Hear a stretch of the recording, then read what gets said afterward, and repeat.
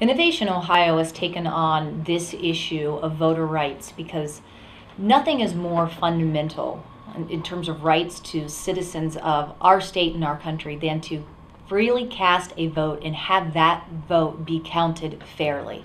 And what we've seen recently in Ohio, and quite frankly in several other battleground states, is that right coming under attack. And Innovation Ohio does not want to stand by until it's too late to sound the alarm bells. We want to tell the story, we want to raise awareness, and we want to call people to action to fight for their right to vote.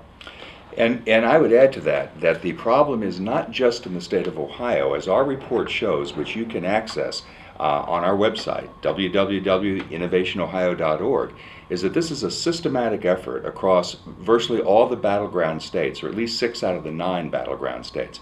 Ohio, Florida, Pennsylvania, Wisconsin, Virginia, and New Hampshire. Those states together have 94 electoral votes out of the 270 needed to be elected president. So if voter suppression can occur and you can hold down the turnout, particularly among people who are most likely to vote for Democrats, well, that could have a major impact on who wins this year's election. Well, in Ohio's history over the last decade, we actually saw measures put in place to expand some of those opportunities to votes, to deal with the long lines, to allow people to vote in different ways. But in our recent history, especially over the last 2 years, we have seen actions by both the legislature and Secretary of State John Husted to further restrict those opportunities, including most recently restricting the opportunity to vote on weekends, and especially the last weekend before the election. And let me add too that, we talked about how this is spread across multiple states.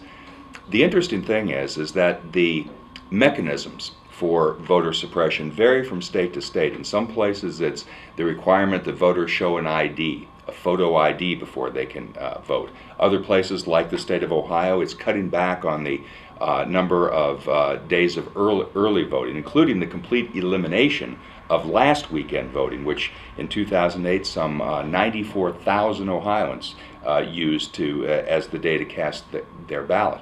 But in all these cases, the rationale that's usually advanced on behalf of this voter suppression is, well, we needed to combat voter fraud. But voter fraud is virtually non-existent. In fact, in no state passing these laws have they been able to demonstrate that voter fraud is a serious problem.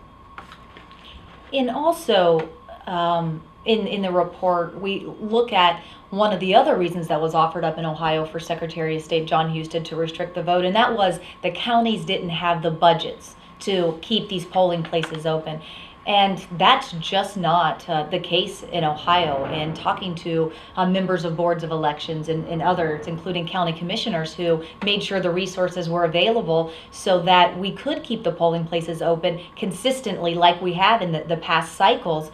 They made that a priority. They made sure the resources were there. So that also is not a good excuse for closing down facilities at times when they were open in the past. Yeah, and oftentimes those people who say that they support cutting back on the number of days of early voting pretend not to understand why that is so offensive to, for example, African American voters.